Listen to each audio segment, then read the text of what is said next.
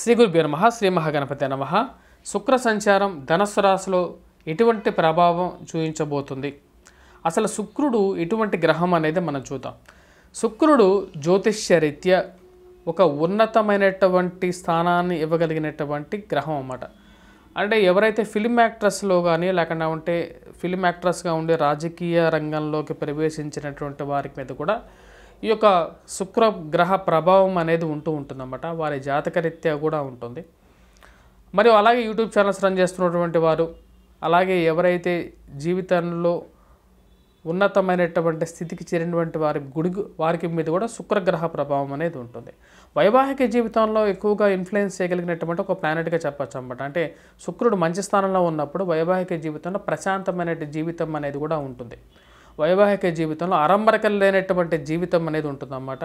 శుక్రుడు సరైన స్థితిలో ఉన్నట్లయితే మంచి అనుకూలంగా ఉంటుంది. అలాగే శుక్రుడు కుజుడి యొక్క స్థానంలో ఉన్నట్లయితే వైవాహిక జీవితంలో ప్రాబ్లమ్స్ని క్రియేట్ చేస్తుంటుంది. ప్రేమ సంబంధితమైన వ్యవహారాలకి ఎక్స్ట్రా మ్యారిటల్ అఫైర్స్ అన్నమాట. అంటే వివాహేతర సంబంధాలు పెట్టుకునే వారికి కూడా శుక్రుడు సరైన స్థానంలో లేనప్పుడు వివాహేతర సంబంధాలకు కూడా దారితీస్తూ ఉంటాడు అన్నమాట. అలాగే లవ్ ఫెయిల్యూర్స్ కూడా శుక్రుడు సరైన లేనప్పుడు లవ్ ఫెయిల్యూర్స్ని క్రియేట్ చేస్తాడు. అలాగే ఆత్మహత్యలు చేసుకోవటానికి, టెన్షన్ వాతావరణాన్ని కలిగించడానికి కూడా శుక్రుడు సరైన స్థానంలో లేనప్పుడు దశాంతర్దశల్లో ఇక ప్రభావం అనేది ఎక్కువగా ఉంటుందన్నమాట. సో ఇప్పుడు శుక్రుడి యొక్క సంచారం, శుక్రుడు ఎటువంటి గ్రహము మనం చెప్పడం జరిగింది కదా. ఇప్పుడు శుక్రుడి యొక్క ప్రభావం అనేది ఇప్పుడు ధనస్సు రాశులకు మారినప్పుడు ద్వాదశ రాశుల మీద ఎటువంటి ఇంపాక్ట్ ఇవ్వగలుగుతాడు, అంటే ఎటువంటి ప్రభావం చూపించగలుగుతాడు అని చూద్దాం. దానికన్నా ముందు కొద్ది గ్రహస్థితి గురించి మనం చూసినట్లయితే గురువు వచ్చేటప్పటికి మేషంలో సంచారం చేస్తున్నాడు, అశ్విని నక్షత్రంలో కొనసాగుతున్నాడు అన్నమాట. రాహువు గురించి మనం చెప్పాలంటే రాహువు వచ్చేటప్పటికి మనకు రేవతి నక్షత్రంలో మీనరాశిలో ఉన్నాడు, కేతు వచ్చేటప్పటికి కన్యారాశిలో ఉన్నాడు, చిత్తా నక్షత్రంలో సంచారం జరుగుతుంది. అలాగే శని వచ్చేటప్పటికి శతభిష నక్షత్రంలో కుంభంలో సంచారం చేస్తున్నాడు అన్నమాట. అలాగే గురువు వచ్చేటప్పటికి అశ్విని నక్షత్రంలో మేషరాశిలో ఉన్నాడు, బుధుడు మూలా నక్షత్రంలో ధనస్సు రాశిలో, అలాగే కుజుడు కూడా ధనస్సు రాశిలో సంచారం చేస్తున్నాడు. రవి మకరంలోకి వచ్చేసి ఉంటాడు అన్నమాట. జనవరి 16వ తారీఖు వచ్చేటప్పటికి రవి మకరంలోకి వచ్చేసేస్తుంటాడు. ఇప్పుడు శుక్రుడు కూడా వచ్చేటప్పటికి తన మార్పు వచ్చేటప్పటికి ధనస్సు రాశిలోకి మారబోతున్నాడు అన్నమాట. ఈ యొక్క ప్రభావం అనేది ద్వాదశ రాశుల వారి మీద చాలా ఇంపాక్ట్ అనేది ఉంటుంది. అన్ని రాశుల వారికి కొంచెం పాజిటివ్స్, కొన్ని నెగిటివ్స్ అనేవి ఉంటాయి.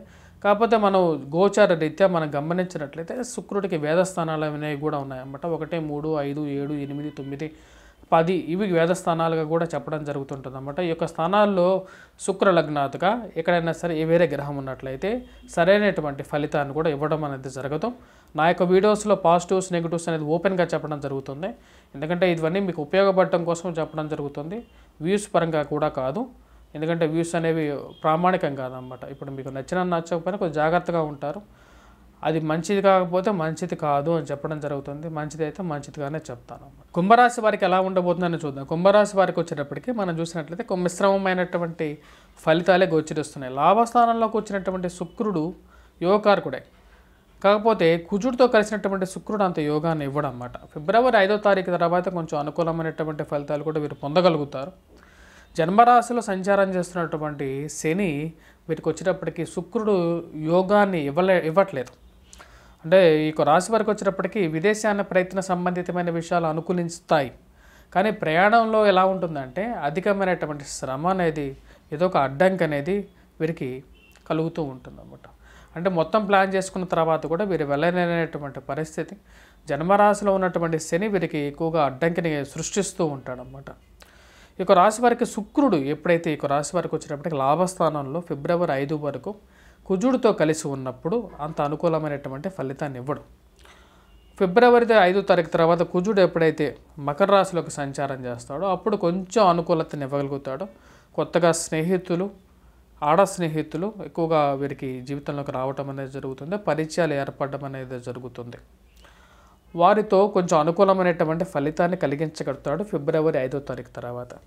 విదేశాన ప్రయత్న సంబంధితమైన విషయాల్లో కూడా తగు జాగ్రత్తలు తీసుకోవాలి. ఈ రాశి వారికి దూర ప్రాంత విద్యలో అనుకూలత పొందగలుగుతారు. ఫ్రెండ్స్ అండ్ రిలేటివ్స్ వల్ల కొంచెం సహాయాలు పొందగలుగుతారు.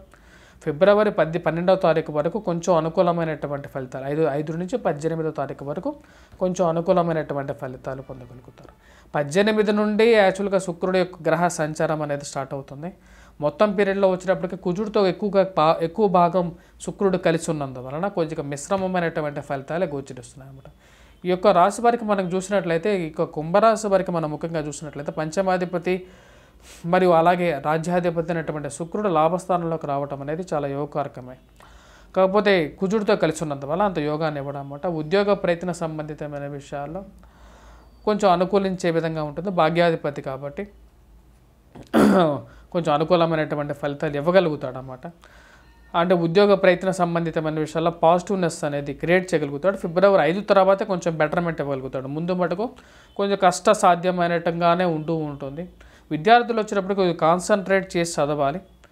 నూతన ఉద్యోగ ప్రయత్నాల్లో కొంచెం మందగుండిగా సాగే విధంగా ఉంటుంది. చేస్తున్నటువంటి ఉద్యోగంలో కూడా అంత అనుకూలించే విధంగా ఉండదన్నమాట. ఈ ఉద్యోగం ఎప్పుడు మారదామా అని చెప్పి ఆలోచన ఎక్కువగా మైండ్లో తిరుగుతూ ఉంటుందన్నమాట. దీనికి ముఖ్య కారణం వచ్చేటప్పటికి శని జన్మరాశిలో మరియు అలాగే దాంతోపాటు శుక్రుడు కుజుడితో కలిసి ఉన్నందువల్ల వివాహాల్లో కూడా కొద్దిగా అరమరికలు అనేవి ఎక్కువగా ఉండవు అన్నమాట. అంటే ఎక్కువ ఏదో ఒక మిస్అండర్స్టాండింగ్ జరుగుతుంటాయి. భార్యాభర్తల మధ్య కోపతాపాలు అనేవి జరుగుతూ ఉంటాయి. చిరుబురులు ఆడుకుంటూ ఉండాల్సినటువంటి పరిస్థితి అనేది ఏర్పడుతూ ఉంటుంది. విద్యార్థులు బాగా కాన్సన్ట్రేట్ చదవాలి. విజయాన్ని సాధించాలంటే పోటీ పరీక్షల కోసం ప్రిపేర్ అవుతున్న వారు కూడా తగినటువంటి శ్రద్ధను ఎక్కువగా చూపిస్తూ ఉండాలన్నమాట. ద్వాదశ రాశుల వారికి శుక్రగ్రహ సంచారం గురించి చెప్పడం జరిగింది. వేద దోషాలను కూడా చెప్పడం జరిగింది అన్నమాట. అంటే కొన్ని స్థానాల్లో మనకు గ్రహ సంచారం జరుగుతున్నప్పుడు దానికి తగినట్టుగా కొన్ని స్థానాల్లో వేరే గ్రహాలు ఉన్నప్పుడు అనుకూలించదు అన్నమాట. ఇప్పుడు మనం చూసినట్లయితే మకర రాశి, మీనరాశి వారికి, అలాగే కుంభరాశి వారికి, ధనస్సు రాశి వారికి వేద స్థానాల్లో వచ్చేటప్పటికి వేరే గ్రహాలు ఉన్నాయి. అలాగే మిగతా స్థానాల్లో చూసినట్లయితే మనకు అలాగే మేషరాశి వారికి కూడా ఎక్కువ ఎఫెక్ట్ అనేది ఉంది. అలాగే దాని తర్వాత మనం చూసినట్లయితే కన్యారాశి వారి మీద కూడా ఎక్కువ ఎఫెక్ట్ అనేది ఎక్కువగా ఉందన్నమాట. తద్వారా కొంచెం ప్రభావం అనేది ఎక్కువగానే ఉంది. ప్రభావం ఎక్కువగా ఉన్నప్పుడు ఎటువంటి ఫలితం వస్తుంది అనేది కూడా చెప్పడం జరిగింది. బాగలేకపోతే బాగలేదనేది చెప్పాను అన్నమాట, ఓపెన్గానే చెప్పాను. ఎందుకంటే జనాలు బాగుంది అని చెప్తే పాజిటివ్గా నాకు వ్యూస్ రావచ్చేమో, కానీ మీ యొక్క లైఫ్లో మీకు కొంచెం ఇంపాక్ట్ అనేది ఉంటుంది కాబట్టి. ఎందుకంటే జ్యోతిష్యం అనేది నమ్మకం మీద ఉంటుంది, హానెస్టీ మీద ఉంటుంది. హానెస్టీ అండ్ నమ్మకం, నా మీద నమ్మకం అనేది వల్ల మీరు చూస్తున్నారు కాబట్టి దాని గురించి నేను ఓపెన్గా చెప్పాను అంతే. సో దీనికి కావాల్సినటువంటి రెమెడీస్ ఏం చేసుకోవచ్చు. శుక్రగ్రహం సరిగా లేనప్పుడు లక్ష్మీదేవి ఆరాధన చేయటం అనేది సింపుల్ రెమెడీ అన్నమాట. అంటే మనం లక్ష్మీదేవిని ఫ్రైడేస్ శుక్రవారాల పూట అమ్మవారిని ఎక్కువగా కొలిచినప్పుడు మనకు అనుకూలమైనటువంటి ఫలితాలు అనేవి ఎక్కువగా గోచరిస్తాయి అన్నమాట. అలాగే వాటితో పాటు Fridays light colour dress, transparent అంటే వైట్గా లైట్ కలర్ డ్రెస్సెస్లో ఉన్నప్పుడు శుక్రుడి యొక్క ప్రభావం అనేది మనం పొందడం అనేది జరుగుతుంటుందని చెప్పి శాస్త్రం చెప్పింది అన్నమాట. అలాగే ఫ్రైడేస్ ముఖ్యంగా వచ్చినప్పుడు పెర్ఫ్యూమ్ అనేది ఎక్కువగా వాడాలి అన్నమాట. సుగంధ ద్రవ్యాలని దగ్గరగా ఉంచుకోవటం, మరి పెర్ఫ్యూమ్ని ఎక్కువగా వాడుతున్నప్పుడు ఎవరి జీవితంలో అయితే శుక్రగ్రహ సరిగా లేని వారు ఎవరైతే ఉన్నారో వారికి కొంచెం అనుకూలమైనటువంటి పాజిటివ్ ఇంపాక్ట్ అనేది వారి జీవితంలో కూడా జరుగుతుందన్నమాట. శుక్రుడు జీవితంలో సరైనప్పుడు వైవాహిక జీవితంలో ఇంపాక్ట్ అనేది కొద్దిగా ఎక్కువగా ఉంటుందన్నమాట. దాని గురించి మళ్ళీ ఒక వీడియోలో నేను క్లియర్గా మీకు ఎక్స్ప్లెయిన్ చేస్తాను. స్వస్తి.